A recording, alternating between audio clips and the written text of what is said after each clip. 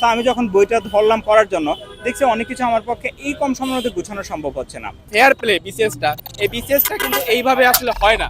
ঈদ রেখেই পড়তে যে বসি নেই এমন কিছু না, যে ফাঁকিবাজি করছি এরকম কোনো বিষয় ছিল না।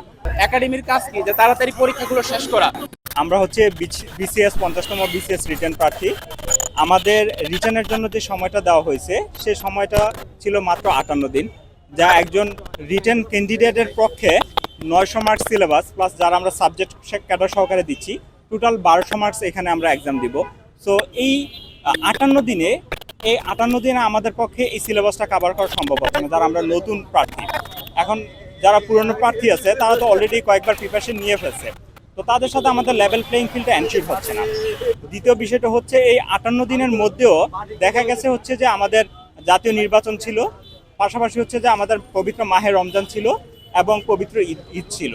সো আমরা কিন্তু দেখেন ঈদ রেখেই পড়তে যে বসি নেই এমন কিছু না, যে ফাঁকিবাজি করছি এরকম কোনো বিষয় ছিল না।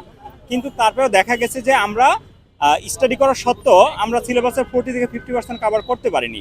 বিশেষ করে যেমন ধরেন হচ্ছে আমি বিজনেস ব্যাকগ্রাউন্ডের, অ্যাকাউন্টিংয়ের। সো আমার পক্ষে এখন বিসিএস পিএসসি যে স্টাইলে কোশ্চেন করতেছে, ম্যাথের হায়ার ম্যাথ থেকে কোশ্চেন করতেছে। সো আমি যখন বইটা ধরলাম পড়ার জন্য, দেখছি অনেক কিছু আমার পক্ষে এই কম সময়ের মধ্যে গুছানো সম্ভব হচ্ছে না। তো আমাদের একটাই দাবি যে আমাদেরকে আর 2 মাস এক্সট্রা দিয়ে একটা লেভেল প্লেইং ফিল্ড এনশিওর করা হোক, যাতে করে আমরা যারা পুরনো আছে তাদের সাথে কম্পিট করতে পারি এবং আমাদের স্বপ্নের ক্যাডার প্রাপ্তিতে আমরা যেন এগিয়ে থাকতে পারি এবং দেশ ও জাতির যেন সেবা করতে পারি। আমাদের এতটুকুই দাবি। আমাদের বিগত বিসিএস গুলোর দিকে যদি আমরা তাকাই তাহলে আমরা দেখতে পারবো যে এইখানে 34 থেকে আপনার 46তম বিসিএস পর্যন্ত যারাই পরীক্ষা দিয়েছে তারা একটা ন্যূনতম সময় পেয়েছে, যা এভারেজ টাইম হচ্ছে 8 মাস। তো কোনো ক্ষেত্রে 6 মাস হয়েছে বা কোনো ক্ষেত্রে 12 মাস।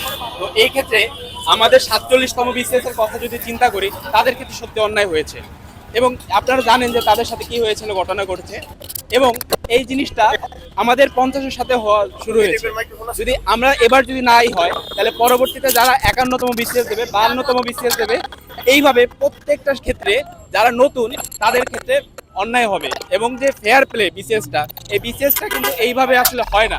তো প্রত্যেকটা জিনিস আমরা যদি একাডেমিক ভাবে চিন্তা করি, একাডেমির কাজ কি যে তাড়াতাড়ি পরীক্ষাগুলো শেষ করা। এটা ভালো, পরীক্ষা 1 বছরের সময় যে এটার মধ্যে পরীক্ষা শেষ করবে, কিন্তু এইটা পাবলিক পরীক্ষা, এইখানে নানা ডিপার্টমেন্টের ছাত্রছাত্রীরা পরীক্ষা দেয়, তাদের যে সুযোগ সুবিধা এই দিকটাও পিএসসির উচিত যে এটা যাচাই করা। এবার আমরা দেখলাম যে আমাদের এইখানে ধর্মীয় একটা উৎসব আছে, শুধু এই মুসলমানদের যে রমজান মাস 30 দিন, এই ক্ষেত্রে যারা মুসলমান ছাত্ররা তারা একটা হবে ডিসঅ্যাডভান্টেজ পাবে। এই জিনিসটা আবার হবে যদি হিন্দুদের ক্ষেত্রে হয় বা বৌদ্ধ খ্রিস্টান, প্রত্যেকের তাদের যে ধর্মীয় অনুষ্ঠানগুলো আছে, রীতিনীতিগুলো আছে, পিএসসির উচিত যে তাদের এই রীতিনীতি সবগুলোকে মূল্যায়ন করা এবং এইভাবে তাদের যে পরীক্ষার টাইম শিডিউল এইটা তারা দেওয়া।